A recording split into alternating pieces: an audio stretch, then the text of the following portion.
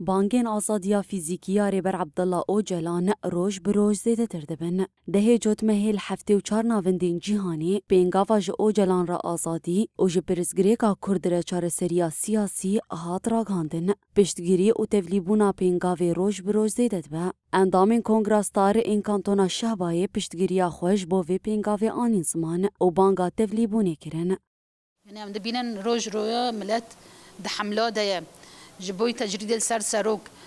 ويعني بود صار جزيدة تجريد السر سروك زيادة كرنا يعني ملات وسروك ومحامية دوية حركة سكجي مولبات جي قد كرنا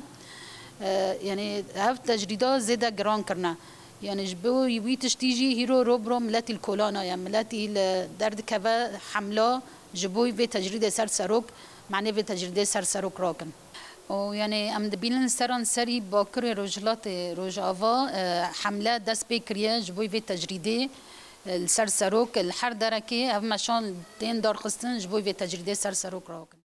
هروها اندامین کنگراستار دست نیشان کرن کش با آزادیا ریبر آپو او هر دم لقادم بن و آستاتی کوشینی بلند بکن.